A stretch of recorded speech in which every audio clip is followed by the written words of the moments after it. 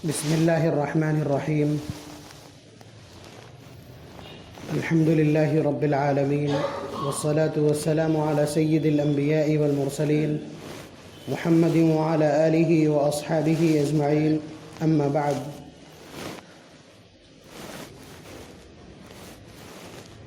أعوذ بالله من الشيطان الرجيم. بسم الله الرحمن الرحيم.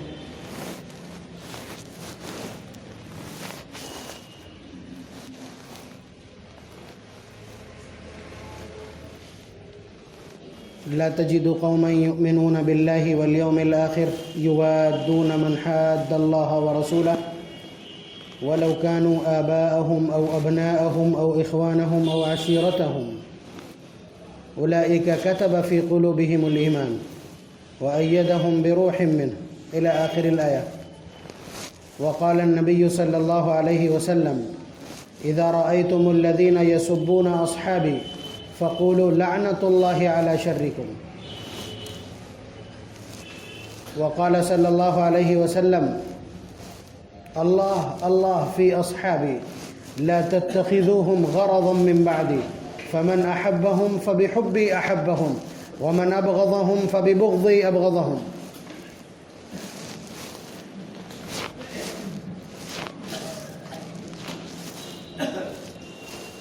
آج 21 رجب ہے، کل 22 رجب.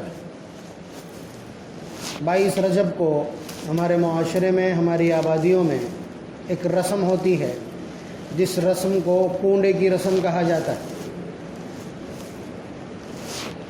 میری خواہش یہ ہے کہ اس کی حقیقت کو سمجھ لیا جائے. حالانکہ آپ کو یہ سمجھ لینا چاہیے کہ کون آدمی کیا کھا رہا ہے، کیا کھانا چاہتا ہے، کیا کھانا چاہیے، ان ساری چیزوں سے مجھے نہ تو کوئی مطلب ہے، نہ مجھے یہ حق اور اختیار ہے کہ کسی کے کھانے پینے کی چیزوں کے پسند اور ناپسند کو میں منتخب کروں یا اس میں دخل اندازی ہوں.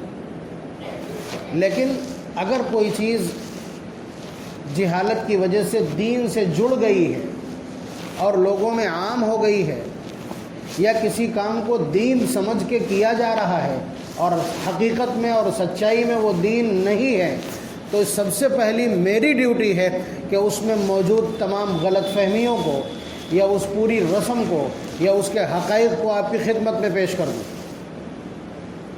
اور اگر خدا نہ خواستہ کہ اس کے ساتھ کوئی گناہ جڑا ہوا ہو، آپ بتلائیے کسی بھی قوم کے لیے، کسی بھی امت کے لیے یا کسی بھی جماعت دھڑے اور طبقے کے لیے یہ بات تو مانی جا سکتی ہے کہ ایک آدمی گناہ کر رہا ہے لیکن اس گناہ کو گناہ سمجھ رہا ہے، گناہ کو گناہ سمجھ کے کر رہا. شراب پینے والا جانتا ہے کہ شراب حرام ہے، جوا کھیلنے والا جانتا ہے کہ جوا حرام ہے، جھوٹ بولنے والا جانتا ہے کہ جھوٹ بولنا حرام ہے، اور پھر وہ ایسے کام کر رہا ہے تو مجرم ہے. لیکن چونکہ وہ اس کو گناہ سمجھتا ہے تو شریعت کا منشور اور مزاج یہی ہے کہ وہ چیز ناپسندیدہ ہے، وہ بھی ناپسند سمجھ رہا ہے، کرنے کا مجرم ہے، صرف اس کام کو کرنے کا مجرم ہے.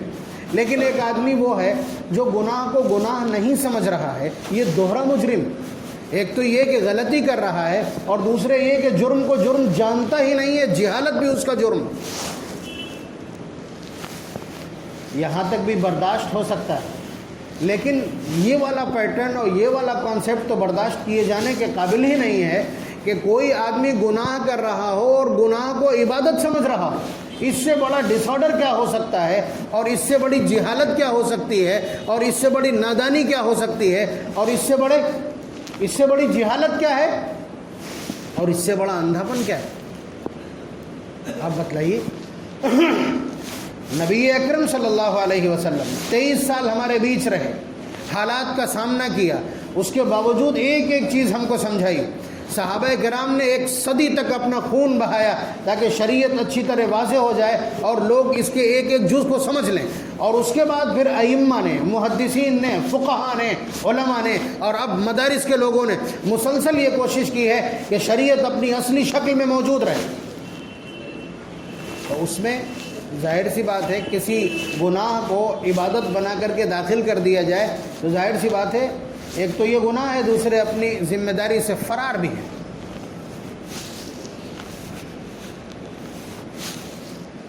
اس سلسلے میں جو کچھ میں عرض کرنے جا رہا ہوں، پہلے تو میں آپ کا مزاج جان لوں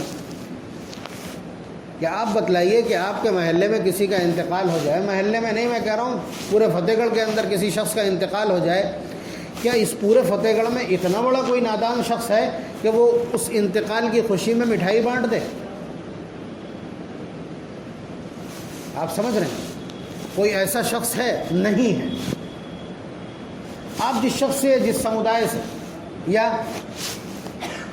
جس طرح کے لوگوں سے بہت زیادہ نفرت کرتے ہیں کہ وہ آپ کے ایمانی دشمن ہیں، دینی دشمن ہیں، ان میں سے کوئی شخص فوت ہو جاتا ہے، تب تک اپنے اندر آپ یہ ہمت نہیں جٹا سکتے ہیں کہ آپ اس کی وفات یا موت پر یا اس کے وصال پر مٹھائی تقسیم کریں، اس لیے کہ یہ غیر انسانی حرکت ہے۔ آپ کہیں گے نا کہ یہ غیر انسانی حرکت ہے، غیر اخلاقی حرکت ہے۔ یہ آپ کا مزاج ہے، یہ آپ کی سوچ ہے، اسی بنیاد پر میں یہ بات عرض کر رہا ہوں۔ اب اس سے تھوڑا نیچے آ جائے، محلے کے کوئی آدمی ہو، فوت ہو جائے، چاہے ہمارا اس سے اختلاف ہو، تب بھی آپ کو 200 گالیاں پڑیں گی، لوگ پورا سماج و پورا معاشرہ تھوکے گا۔ اور اگر کوئی ہمارا بہت قریبی ہو، ایمان والا ہو، تو اور زیادہ لعنت ملامت کی جائے گی۔ اور اگر ہمارا اپنا ماموں ہو، اس کا انتقال ہو جائے اور ہم خوشی میں مٹھائی بانٹنے لگے تو ہمارا حشر کیا ہوگا؟ آپ بتلائیے، اپنے خاندان میں حشر کیا ہوگا؟ حشر کیا ہوگا ہم کو معلوم نہیں ہے، لیکن بہرحال سماج اس کو برا سمجھے گا، اس بات پر تو آپ یقین رکھیں۔ اب اس کے بعد سمجھیے میں ماموں کا تذکرہ کیوں کر رہا ہوں۔ اللہ تبارک و تعالیٰ کا ارشاد، النبی اولیٰ بالمؤمنین من انفسہم وازواجہ امہاتہم، کہ نبی یعنی حضور صلی اللہ علیہ وسلم تمہاری جانوں سے زیادہ تم سے قریب ہیں۔ آپ جانتے ہیں حضور سے محبت کرنے کے لیے جو معیار قرآن اور احادیث نے بتلائے ہیں وہ کیا ہیں؟ حضور نے فرمایا لا یؤمن احدکم حتی اکون احب الیہ من والدہ وولدہ والناس اجمعین، کہ اس وقت تک تم ایمان والے نہیں ہو سکتے جب تک تم مجھ سے اپنے باپ، اپنے بیٹے اور کائنات کے ہر شخص سے زیادہ محبوب نہ کر لو، یعنی مجھ سے محبت اولاد اور بیٹوں سے بھی زیادہ نہ ہو جائے، اس وقت تک ایمان مکمل نہیں۔ تو اسی کو قرآن نے بیان کیا، النبی اولیٰ بالمؤمنین من انفسہم، اپنی جان سے زیادہ حضور سے محبت کرو گے تب محبت کرنے والے کہلاؤ گے۔ صبح اٹھ کر کے داڑھی کھرچ لیں اور پھر اس کے بعد کہیں کہ ہم حضور سے محبت کرتے ہیں، چلے گا ہی نہیں۔ یہ وہ سکے نہیں ہیں جو محبت کے بازار میں چل جائیں۔ بہرحال قرآن نے کہا، اور آگے جو قرآن کا تبصرہ ہے وہ وَأَزْوَاجُهُ أُمَّهَاتُهُمْ، اور ان کی بیوی یعنی نبی کی بیویاں تمہاری مائیں ہیں۔ نبی کی بیویاں ایمان والوں کی ماں ہیں، ہماری اپنی ماں، ہماری اپنی ماں، جو صرف روایت کی بنیاد پر ہم کو معلوم ہے کہ سب نے بتا دیا کہ یہ آپ کی ماں ہے، ہمیں تو نہیں معلوم، ہمیں ذاتی طور پر کوئی تحقیق نہیں اس کی، لیکن نبی کی بیویاں قرآن کے کہنے کے مطابق ماں ہیں، یعنی ہماری اپنی ماں سے جو رشتہ ہے یہ رشتہ اس سے بھی زیادہ مضبوط ہے۔ اور آپ بتلائیے ماں کا بھائی کون ہوتا ہے؟ ماں کا بھائی کون ہوتا ہے؟ ماموں ہوتا ہے نا۔ تو اب نبی اکرم صلی اللہ علیہ وسلم کی جو بیویاں ہیں وہ امت کی ماں ہیں، اور ان کے بھائی کون ہو گئے؟ رشتے کے اعتبار سے ماموں ہوئے نا۔ تو آپ دیکھیے حضور کی ایک بیوی ہے جن کا مہر سب سے مہنگا 5 لاکھ روپے سے زیادہ کا مہر اس وقت کے حالات میں، جبکہ باقی سب کا مہر جتنا بھی ہے 1.5 کلو چاندی کے آس پاس ہے۔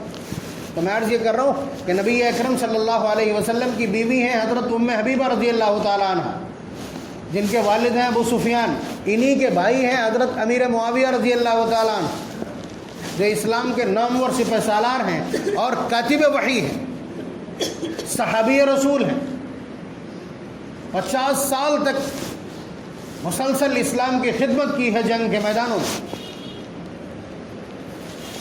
تو نبی اکرم صلی اللہ علیہ وسلم کی بیوی کون ہے؟ حضرت ام حبیبہ۔ حضرت ام حبیبہ کے بھائی کون ہیں؟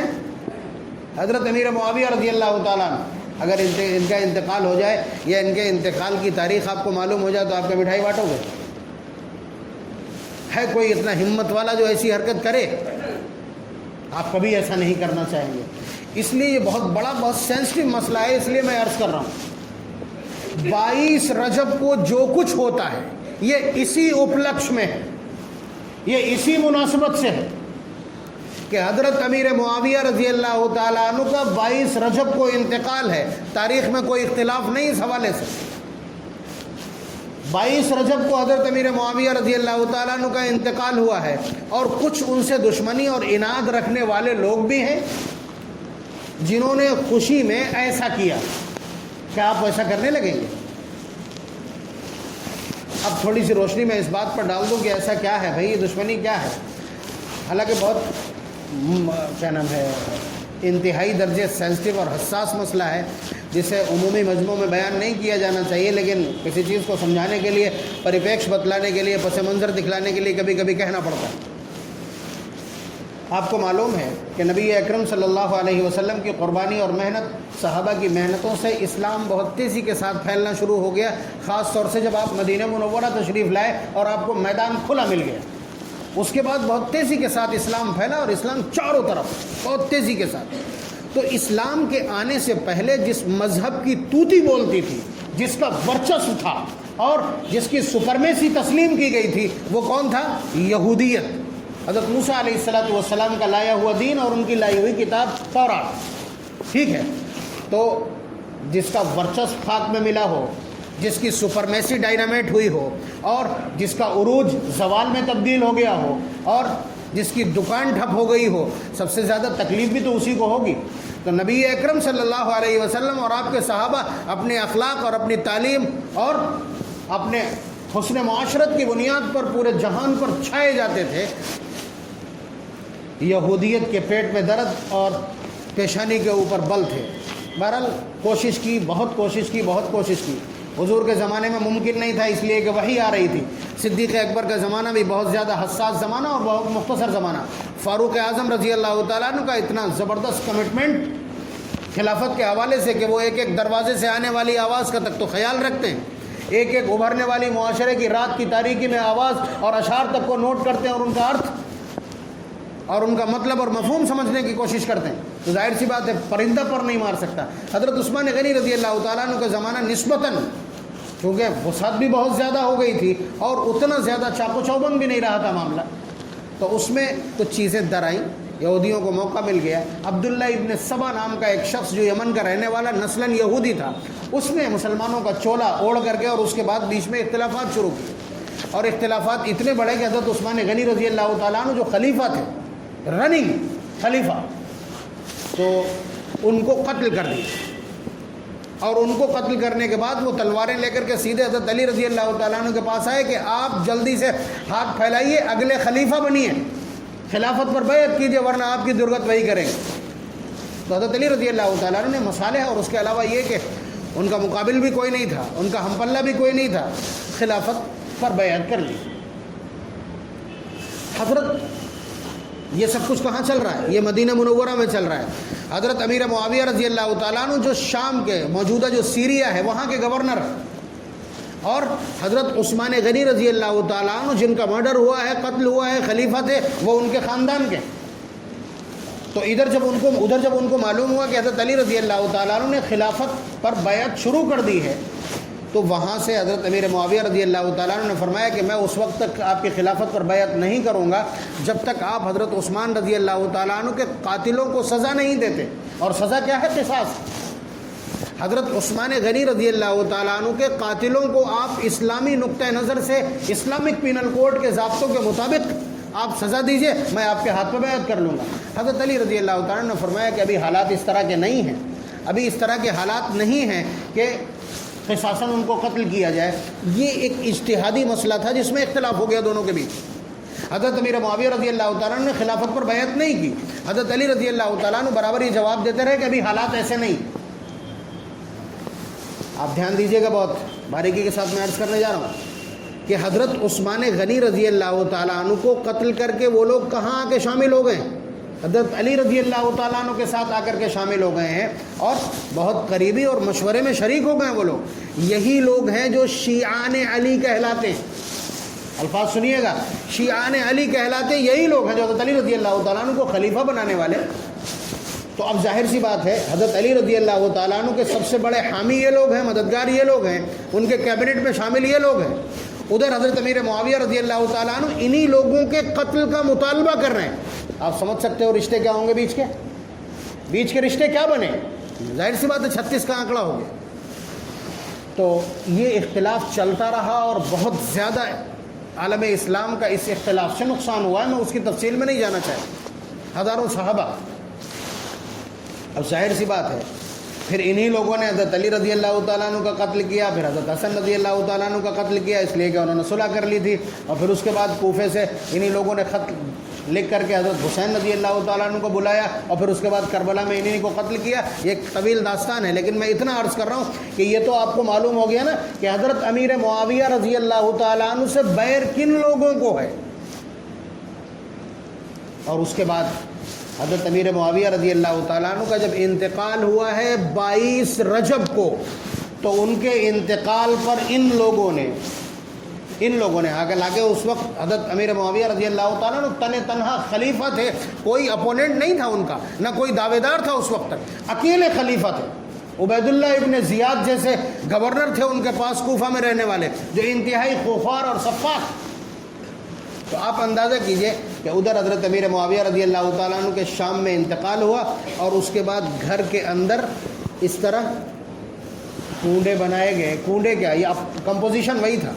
یہ جو کمپاؤنڈ ہے آپ کا، آٹا، گھی، شکر، یہی اس وقت بھی استعمال کیا گیا. تاریخ اٹھا کے دیکھیں گے آپ کو یہ الفاظ مل جائے گا. آج بھی ابھی کمپوزیشن تبدیل نہیں ہوا، اس کمپاؤنڈ نہیں بدلا، اجزائے ترکیبی وہی ہیں ابھی تک. یہ ہے اصل اس کھانے کی. آپ لائیے ترک کتنے ہیں آپ کے پاس، اور آپ کو اگر کوئی ٹھیک سے ترک مل جائے مجھے بھی بتائیے گا کہ 22 رجب کو کسی اور کا انتقال ہو. جب یہ معاملہ روشنی میں آ گیا تو ایک نام پروس دیا گیا، امام جعفر صادق کی فاتحہ ہے. فاتحہ کا بھی دستور ہمارے ہاں یہ ہے کہ اس دن یا تو ان کا انتقال ہوا 6 رجب کو خواجہ صاحب کی فاتحہ ہوتی ہے، عرس ہوتا ہے. 11 ربیع الثانی کو بڑے پیر صاحب کی فاتحہ ہوتی ہے، بریانی پکتی.